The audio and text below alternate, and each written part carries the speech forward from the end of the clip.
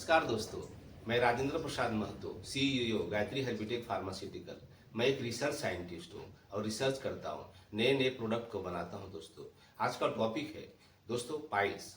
Piles जिसको हम अर्श बोलते हैं, बवासीर बोलते हैं, मूढ़व्याध बोलते हैं, जो कि बहुत ही बड़ी समस्या हो गई है दोस्तों।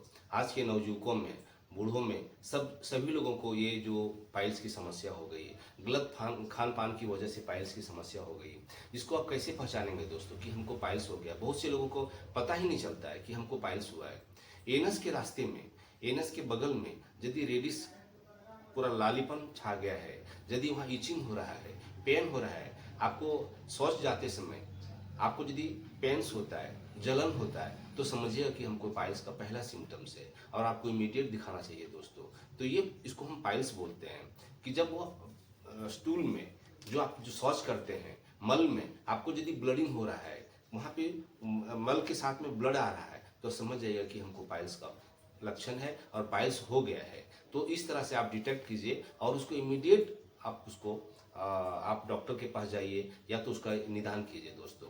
अभी इसको हम जो आपको बताए कि इस तरह से हम पाइल्स को हम समझ सकते हैं कि जब ईचिंग हो, पेन हो, बर्निंग सेंसेशन हो और उसमें रेडिश कलर का हो, तो आप ये हो गया। अभी हम इसको पाइल्स होता क्यों है दोस्तों, किस वजह से होता है, तो आपको ये समझना पड़ेगा कि जो हम गलत खान पान करते हैं, गलत खान पान करते हैं, जैसे फास्ट फूड खाए, जंक फूड खाए और पिज्ज़ा खाए, बर्गर खाए, मैदा वाला चीज़ खाए, बेकरी वाला चीज़ खाए, तो ये सब चीज़ जो होता है कि जिसकी वजह से हमको दूसरा जो कंडीशन से क्रिएट होता है, दैट इज कब्ज दोस्तों।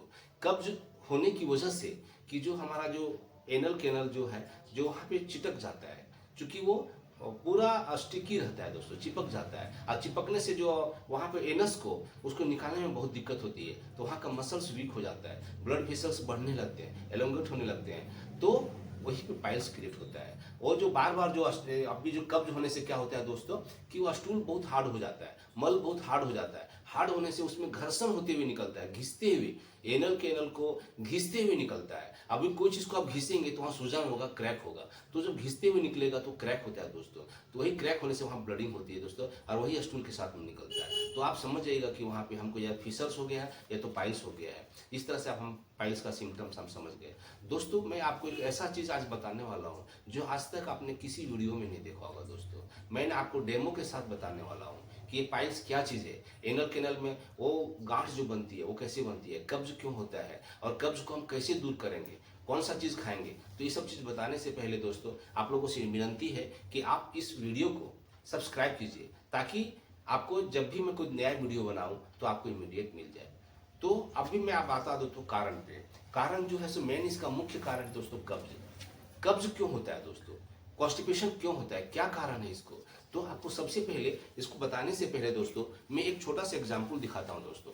ये नली, आप एक नली लीजिए, एक नली लीजिए दोस्तों। नली में आप क्या कीजिए दोस्तों, आप वो उसमें रेती, रेती वाली मिट्टी जिसको सैंड बोलते हैं, बालू बोलते हैं दोस्तों, उसमें मिट्टी मिला दीजिए, रेती में मिट्टी मिला दीजिए और उसको सान दीजिए, उसको गीला कर दीजिए, पेस्ट फॉर्म में बना दीजिए और उसको डालिए।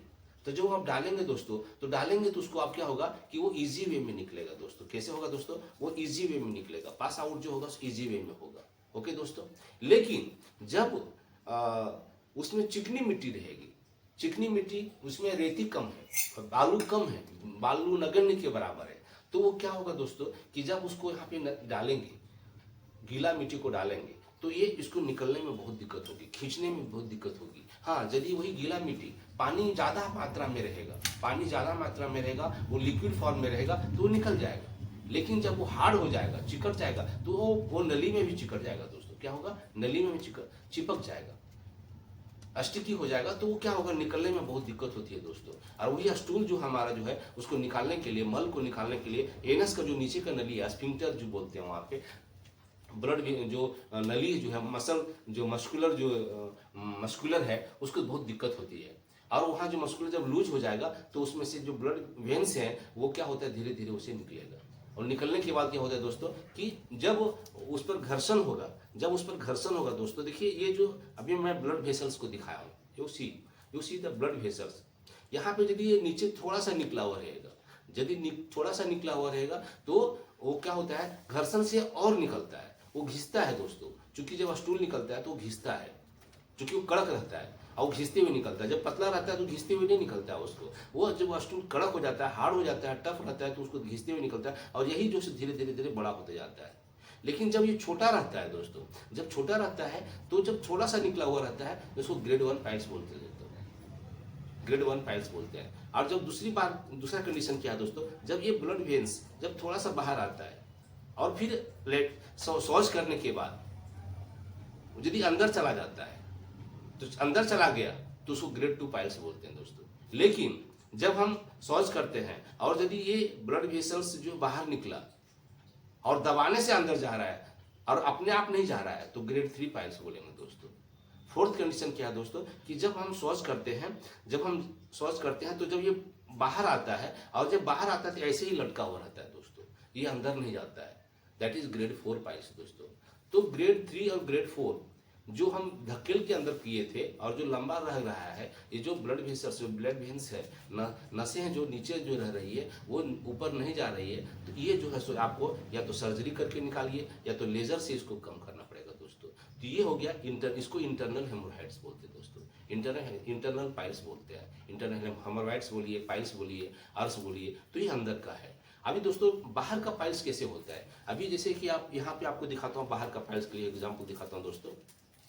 ये एनस का जो पार्ट्स है दोस्तों, ये मसल्स है, जब ये ताकत लगाता है दोस्तों तो ये अंदर वाला जो वेन्स है वो नहीं निकला, ये इसके बाहर में एनस के चारों बाजू में यहाँ पे छोटे छोटे गांठ के जैसे दिखेगा। देखिए यहाँ पे गांठ के जैसे दिख रहा है, यहाँ दिख रहा है, यहाँ दिख रहा है। तो यदि बाहर का रहेगा तो इसको एक्सटर्नल हेमोरॉइड्स बोलते हैं दोस्तों, इसको एक्सटर्नल हेमोरॉइड्स बोलते हैं। तो यही चीज है कि इसको स्ट्रेस की वजह से क्या करना है दोस्तों, कि कब्ज को ही दूर करना पड़ेगा, इसको कब्ज को दूर करना पड़ेगा। अभी मैं आपको बताया दोस्तों कि ये जो क्यों होता है, किस कारण से होता है। अभी तो आपको सिंपल सी भाषा में आपको समझा दिया, डेमो देकर समझा दिया कि चिकनी मिट्टी वाला में जो रहेगा सो, तो अभी चिकनी मिट्टी मिला जो रहेगा ठीक है यहाँ पे, लेकिन हम वहां जब खाना खाएंगे तो इसको हम कैसे दूर करेंगे। इसको दूर करने के लिए दोस्तों आपको कब्ज को दूर करना पड़ेगा। कब्ज दूर कैसे करेगा, जो यहाँ पे रेती वाली मिट्टी हम कहाँ से लाएंगे, तो रेती वाला मिट्टी कहने का मतलब है दोस्तों कि आप फाइबर वाला चीज खाइए। फाइबर जो रहेगा, जो भोजन में चिकनाई है, जो चिकटपना है वो कम कीजिए। चिकटपना कैसे कम होगा दोस्तों, आप जो आटा जो खाते हैं, रोटी खाते हैं, गेहूं का जो आटा रहता है तो उसमें चकोर रहता है। आप क्या करते हैं, चालनी से उसको चाल देते हैं, चालिए मत, चकोर रहने दीजिए, दैट इज फाइबर दोस्तों। वो चकोर और आटा की रोटी खाइए आप दोस्तों, एक चीज हो गया। दूसरा जो है सो मसूर दाल खाइए, जिसमें फाइबर ज्यादा रहता है दोस्तों।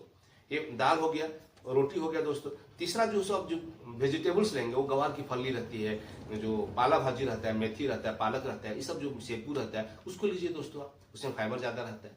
अब ये तीसरा चीज हो गया दोस्तों। चौथा दोस्तों, फ्रूट्स में जो आप लेंगे, फ्रूट्स में क्या कीजिएगा दोस्तों कि जो आप अपना जो पपाया हो गया दोस्तों, पेरू हो गया, अमरूद हो गया, तो उसको नाशपाती हो गया, तो उसको आप लीजिए जिसमें फाइबर की मात्रा ज्यादा है। सेव लीजिए, संतरा लीजिए। संतरा कैसे दोस्तों, उसको संतरा का जूस मत बनाइए, आखा संतरा जो सिर्फ उसको पील निकाल दीजिए और उसको खाइए आप, तो उसमें फाइबर ज्यादा रहता है। तो इस तरह से आप लीजिए। और सलाद लीजिए दोस्तों, खाने में सलाद लीजिए। सलाद में क्या रहता है दोस्तों, उसमें अपना कुकुम्बर लीजिए, सलाद में कुकुम्बर है, कैरोट है, आप उसको ले लीजिए, उसमें फाइबर ज्यादा रहता है दोस्तों। ठीक है, फाइबर का चीज तो हम लेकर के बढ़ा दिए, कब्ज को हम वहां पे जो सब फाइबर रहेगा तो वो ये नहीं होगा, लेकिन पचना भी तो चाहिए दोस्तों।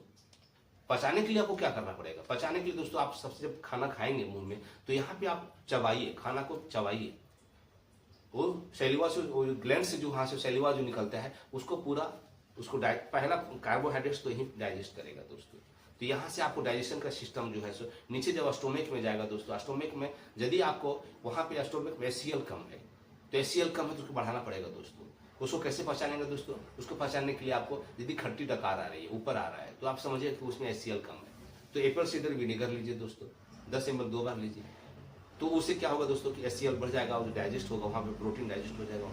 नीचे जैसे जाएंगे दोस्तों लीवर जाएगा उनका, लीवर में क्या दोस्तों, वहाँ बाइल्स निकलता है। बाइल्स में दोस्तों क्या है दोस्तों, बाइल्स यदि कम रहा तो आप समझिए कैसे डिटेक्ट करेंगे कि संदास यदि आपका पिवड़ापन कम है, बाइल्स येलो कलर का रहता है दोस्तों, पिवड़ापन कम है, तो समझिए कि हमारा बाइल्स कम है। तो उसको क्या कीजिएगा दोस्तों, वो सौंफ को पानी में उबालिए दोस्तों, आप पानी में उबाल करके जो है उसको पीजिए, फिर वो बाइल्स की मात्रा बढ़ जाएगी, और बाइल्स की मात्रा बढ़ जाएगी, डाइजेशन सुस्त हो जाएगा। और यदि आप बहुत ज्यादा एंटीबायोटिक खाए हैं दोस्तों तो उसमें बैक्टीरिया कम हो गया है, तो बैक्टीरिया को बढ़ाने के लिए क्या कीजिए दोस्तों, फर्मेंटेड फूड्स ज़्यादा खाइए दोस्तों।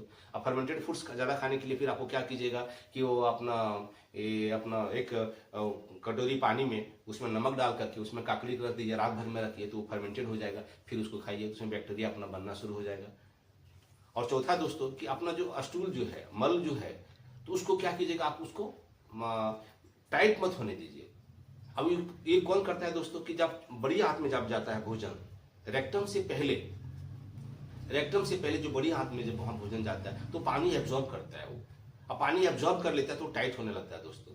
तो आप इतना पानी पीजिए कि एब्जॉर्ब करने के बाद भी वहां पे पानी रहे, मल गीला रहे, उसमें पूरा टाइट नहीं हो, कड़क नहीं हो, पूरा हार्ड नहीं हो, उसको हार्ड होने मत दीजिए दोस्तों। जिसके लिए 6 लीटर पानी आप दिन में पीजिए दोस्तों। 6 लीटर पानी लीजिए, कम से कम 1.5 लीटर एक बार में पीजिए। 1.5 लीटर नहीं तो कम से कम 2 गिलास पानी, उसको 2 गिलास पानी आप जरूर लीजिए दोस्तों। तो उससे क्या होगा दोस्तों, आपका मल जो है सो गीला रहेगा, वो लिक्विड थोड़ा सा पूरा टाइट नहीं होगा, कड़क नहीं होगा, और कड़क नहीं होगा तो घिसेगा नहीं दोस्तों। तो इस तरह से जो सो आप वहाँ पे उसको आप रोक सकते हैं। और नीचे जब जाएगा वहाँ पे तो फाइबर वाला चीज है तो इजी वे में पास आउट हो जाएगा दोस्तों। जैसे मैं आपको बताया था कि यहाँ पे पास आउट होने के लिए यदि चिकनी मिट्टी वाला है तो ये इजी वे में पास आउट नहीं होता है, लेकिन यदि वो फाइबर वाला चीज है इजी वे में पास आउट होता है। तो यहाँ पे जो आप भोजन ले रहे हैं तो फाइबर वाला चीज है दोस्तों, तो इजी वे में पास आउट होगा। पहला चीज फाइबर वाले लिए हैं। दूसरा क्या किए हैं कि इसको आप कड़क नहीं होने दिए, हार्ड नहीं होने दिए, टफ नहीं होने दिए, तो ये क्या होगा, पानी की मात्रा ज्यादा है तो इजी में पास आउट हो जाएगा। अब ये पास आउट हो जाएगा तो आपको वहां पे इस पे मसल्स पे जो इसका जो स्फिंक्टर है उसको प्रेशर नहीं पड़ेगा। अब प्रेशर नहीं पड़ेगा तो सूजन नहीं होगी, अब सूजन नहीं होगा तो वहाँ पे आपको पाइल्स नहीं होगा, और यदि सूजन भी हुआ तो कम होते जाएगा दोस्तों। यहाँ पे जो आपका ये जो क्रैक्स हुआ है वो भी नहीं होगा।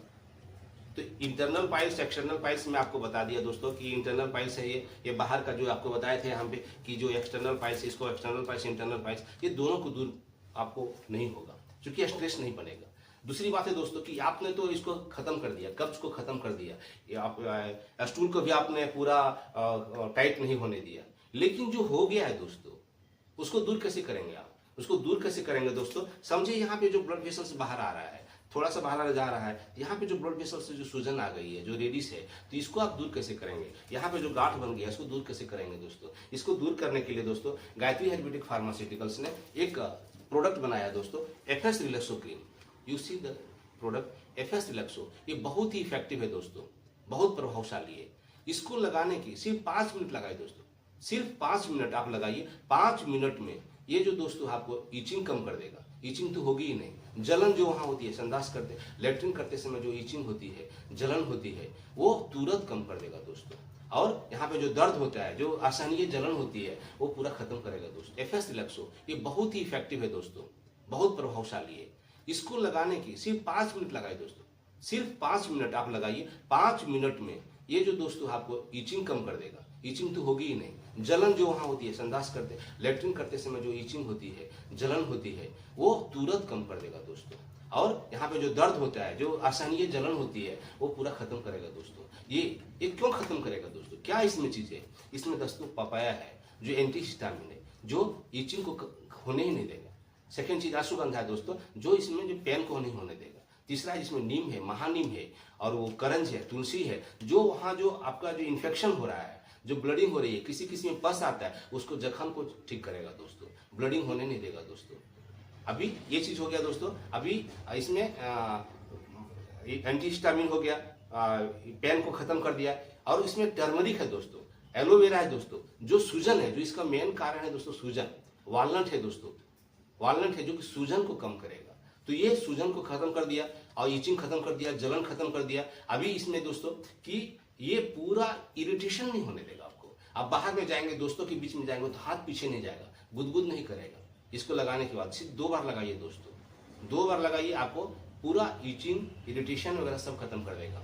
और दूसरा साथ साथ में दोस्तों इसको क्या कीजिए कि आप पुनर्नवा आसव लीजिए। पुनर्नवा आसव 2 बार लीजिए, 10 ml 2 बार लीजिए दोस्तों।